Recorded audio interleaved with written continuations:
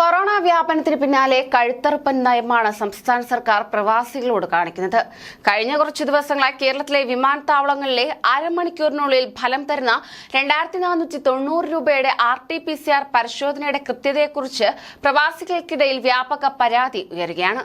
3 മണിക്കൂർ റിസൾട്ടിനായി കാത്തിരിക്കണമെങ്കിലും 500 രൂപയുടെ PCR പരിശോധന ഫലത്തിനായി കാത്തിരിക്കുന്നതാവും വിവേകമെന്ന് പ്രവാസി ലോകത്ത് കൈമാറപ്പെടുന്ന നിരവധി സന്ദേശങ്ങളിൽ അനുഭവസ്ഥർ വ്യക്തമാക്കുന്നു.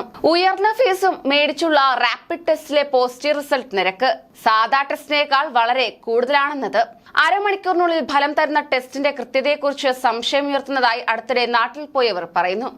ബൂസ്റ്റർ ഡോസ് വരെ എടുത്തു. യാത്ര തുടങ്ങുന്നതിന് മുമ്പുള്ള ടെസ്റ്റിൽ നെഗറ്റീവുമായി ഒരുമിച്ച് യാത്ര ചെയ്തു വരുന്ന ഒരേ കുടുംബാംഗങ്ങളിൽ ചിലർ കോവിഡ് ലക്ഷണങ്ങൾ ഒന്നും ഇല്ലാതെ നാട്ടിൽ അരമണിക്കൂറിൽ ഫലം വരുന്ന PCR ടെസ്റ്റിൽ കൂടുതലായും പോസിറ്റീവ് ആകുന്നതാണ് പരാതിക്ക് അടിസ്ഥാന കാരണം.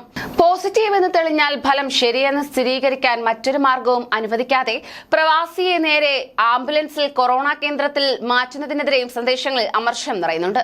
നാട്ടിലെ പരിശോധനയിൽ പോസിറ്റീവ് ആയാൽ ആവശ്യപ്പെടുന്നവർക്ക് അത് ഒന്നുകൂടെ പ്രവാസിയുടെ ചെലവിൽ ആണെങ്കിൽ പോലും ടെസ്റ്റ് നടത്തി സ്ഥിരീകരിക്കാൻ അവസരം നൽകണമെന്നാണ് പ്രവാസികൾ ഉന്നയിക്കുന്ന ആവശ്യം.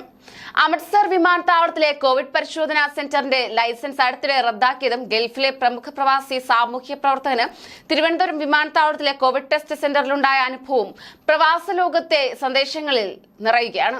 കൂടിയ ഫീസും കൊടുത്ത റാപ്പിഡ് PCR ടെസ്റ്റ് റിസൾട്ടിൽ ഭാഗ്യം പരീക്ഷിക്കേണ്ടെന്നാണ് അനുഭവസ്ഥരുടെ ഉപദേശം. കേരളത്തിലെ വിമാനത്താവളങ്ങളിലെ PCR ടെസ്റ്റുകളുടെ നിരക്ക് ഏകീകരിക്കണമെന്നും പ്രവാസികൾ ഒന്നടങ്കം ആവശ്യപ്പെടുകയാണ്.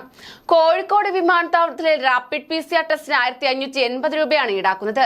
സംസ്ഥാനത്തെയും കേന്ദ്രത്തിലെയും പ്രവാസി ക്ഷേമത്തിന് ചുമതലപ്പെട്ട മന്ത്രാലയങ്ങളുടെ നിസ്സംഗതയെക്കുറിച്ച് പ്രവാസ ലോകത്ത് രോഷം പുകയുകയാണ്.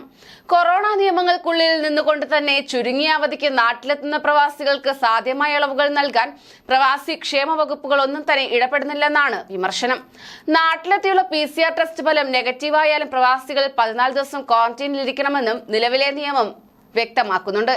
ഇതുകൂടാതെ തന്നെ ബൂസ്റ്റർ ഡോസും സ്വീകരിച്ചുകൊണ്ടാണ് പ്രവാസികൾ നാട്ടിലേക്ക് യാത്ര നടത്തുന്നത്. എന്നിട്ടും എന്തിനാണ് പ്രവാസികളോട് ഇങ്ങനെ കാണിക്കുന്നതെന്ന ചോദ്യവും പ്രവാസികൾ ഉന്നയിക്കുന്നുണ്ട്. കൂടുതൽ പ്രവാസി വാർത്തകൾക്കായി ഈ ചാനൽ സബ്സ്ക്രൈബ് ചെയ്യൂ.